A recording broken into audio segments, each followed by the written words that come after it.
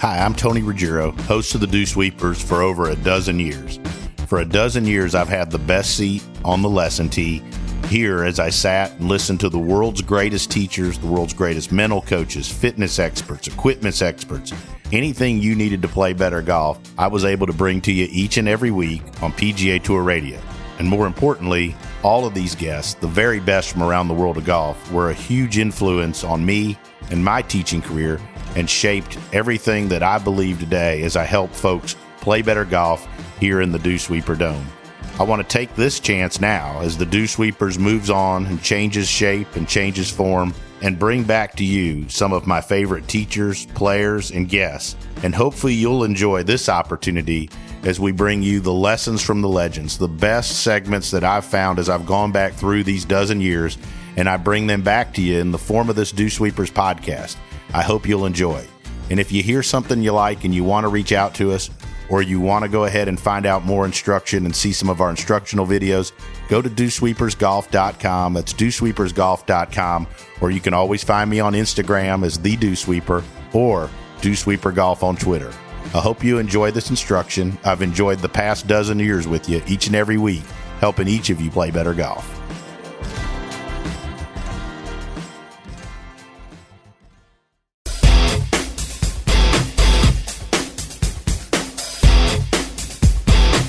Got a swing problem? Email your question to Tony at dewsweepersgolfshow.com. Now, more Dewsweepers. Welcome back into the Dewsweepers, everybody. It's a pleasure to have here with us once again on the Dewsweepers Golf Magazine Top 100 teacher, Mr. Brady Riggs. Brady, how you doing, buddy? I'm doing great, Tony. How you doing? Doing fantastic, Brady. We're going to talk a little bit about something today that I think golfers are going to find interesting because it's something I think they all talk about around grill rooms and locker rooms at their clubs and at their local golf courses. They always talk about who has the best swing on tour, or who has the best this, or who has the best that. And recently, Golf Magazine did a great article about the number one swing on tour, pulled a whole bunch of the Golf Magazine Top 100 teachers and came up with some different things. And I thought it'd be interesting to talk a little bit about what the top 100 teachers came up with you and talk about what some of the best swings out there on tour are.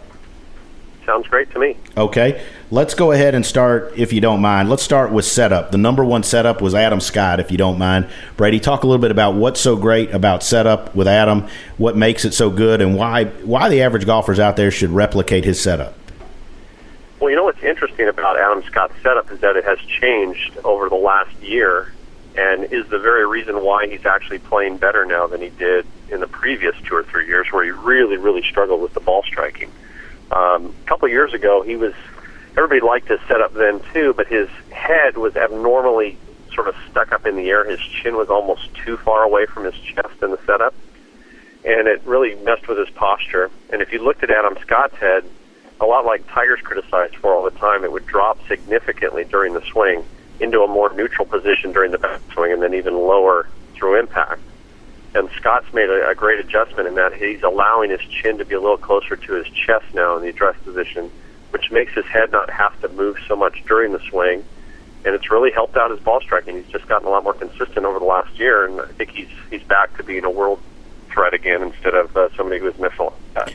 You know, Brady, before we move on, I think one of the interesting things about that I'm always trying to share with golfers and with students is that it's critical and it's amazing how much setup plays an important role in other things that happen during the golf swing. And what you talked about with Adam Scott's posture and the position of his chin and his head played a huge role in what he did during the golf swing, which caused him, which hurt his ball striking. And yet a lot of folks would see somebody doing something like that in their golf swing but not know to start or not know that the posture affects that.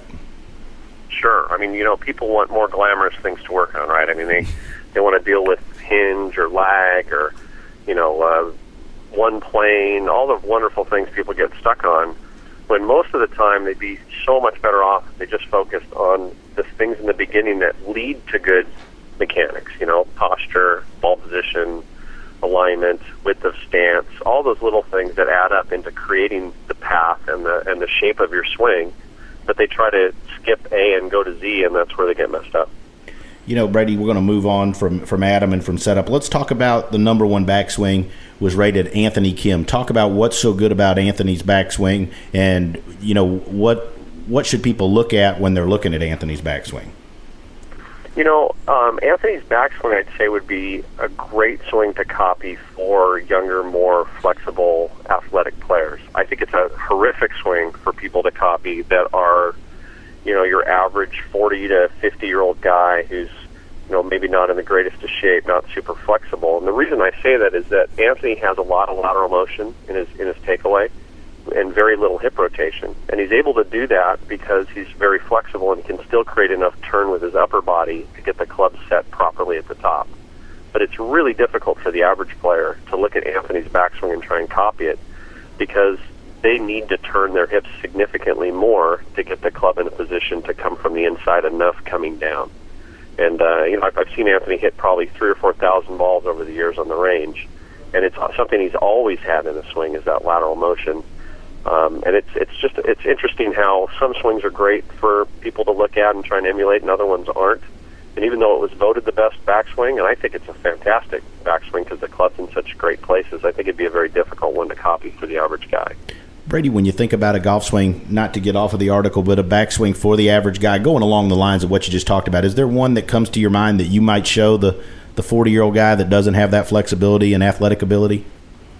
Oh, absolutely. Davis Love, to me, has a great backswing to copy. I use it all the time in my video when I'm working with players, average players, because he has a very sharp hip rotation in the beginning. He keeps a nice connection between his upper left arm and chest. And so the club may get a little bit inside going back, but his hip turn is so significant so early that it allows his arms and the club to get a little more behind him at the top, which is something most people aren't able to do because they don't turn their hips properly going back. That's a great analogy there, and we're gonna move on to to the best transition, and this is a golf swing that I think everybody loves as far as the rhythm of it, and we're talking about transition here, but that would be Fred Couples. Absolutely. Couples transition is smooth and languid, a lot like L's. When people say, if I ask a student, who do you want to swing like? Whose swing do you like? And almost always they'll say Ernie Els or Fred Couples. Those are the two that always come to mind, and it's because, it's so smooth and it looks so languid and easy. And so I think that's why people mention Couples. I mean, I think you'd agree that Couples' mechanics are a little unusual. The grip's very strong, left wrist is very cupped at the top, his arms are very high, the club's across the line, elbows away from his body. There's a lot of things about his top that are a little unusual, but he does get the club in a fantastic place coming down. And, his transition's terrific, but it is again, it's a little unique, and it's a difficult one for people to put their thumb on for their own game. Brady, when we talk about the number one power move that was talked about by Golf Magazine and the top 100 teachers, Sergio Garcia was the top power move. Talk a little bit about what makes his golf swing so powerful for people out there that are looking at it. Sure. Sergio does something that I call, he's double directional at the top. And what the Ed Hogan was before him, Tommy Armour III, another guy like that, Anthony Kim, another guy who's double directional. And what that basically means is that while the arms and the club are completing the backswing, the body is driving hard towards the target, and the weight is moving onto the left leg really before the backswing is completed. And what happens when you have that type of transition and the change of direction is very sharp is that the club responds by getting torqued or lagged a lot. We see the shaft bending and getting very close to the body coming down. It's just like a whip-like effect, like we can visualize if you were snapping a whip or a towel or something.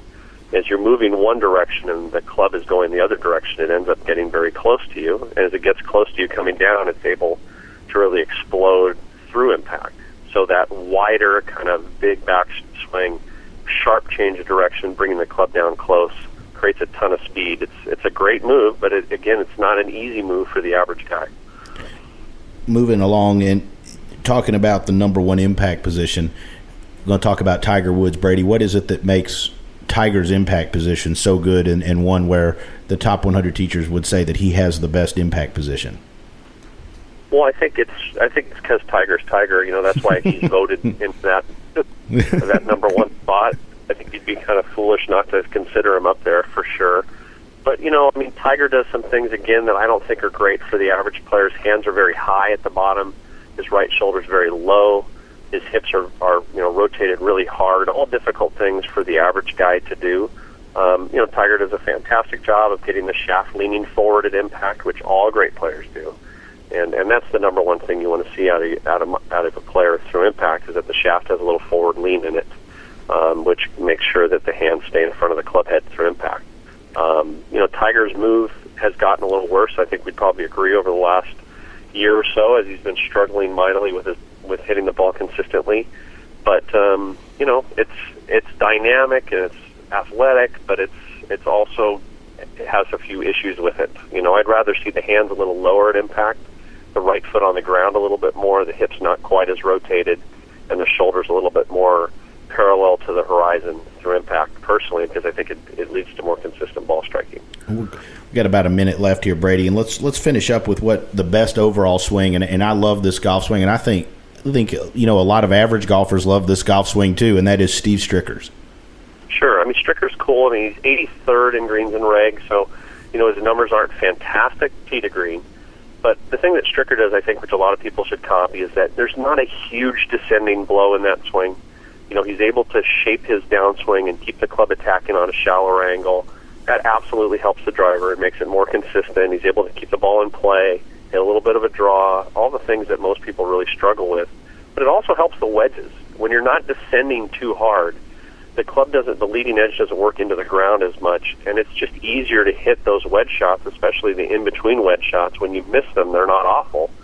And so I think it's a good swing to copy because of those reasons, because it's sort of vanilla, but it also has that feature of being a little bit shallower, which most people really struggle with.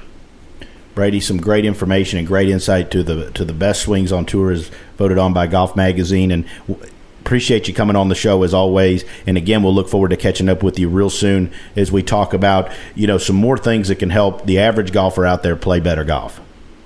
Sounds great, Tony. Thanks so much for having me. All right, that's Golf Magazine Top 100 teacher Brady Riggs. I'm Tony Ruggiero here on the Dewsweepers. The Dewsweepers Golf Show will be right back with more help for your golf game.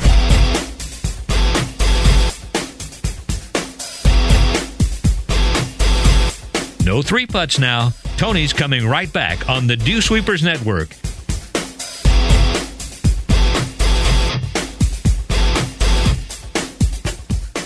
Have you ever taken a golf lesson and were given too much information? Ever left a golf lesson hitting it worse than when you came? Everybody wants to play golf better and faster. Tony Ruggiero's Dewsweepers Golf School is designed to help you understand what you need to do to play better, not just swing better. You'll always leave your lesson with one key essential to work on, and a video with audio notes to help structure your practice when you're on your own. Come to a Dewsweepers Golf School location and take a lesson from a Dewsweeper certified instructor. All are trained in the latest coaching, teaching, and club fitting techniques. All Dewsweeper Golf School programs are designed to put you on the road to better golf sooner than ever.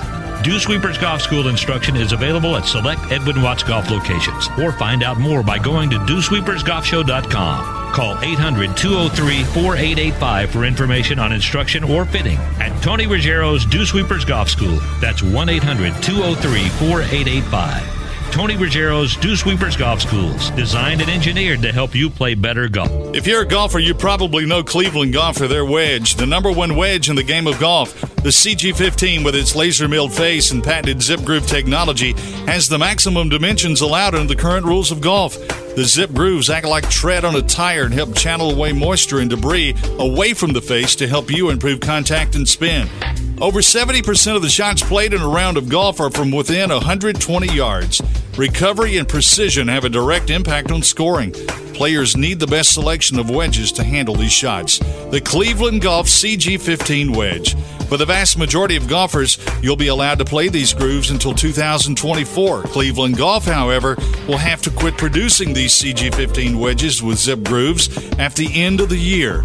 The year of the wedge is now. Make sure you have the CG15 in your bag. The year of the wedge, the Cleveland Golf CG15 wedge.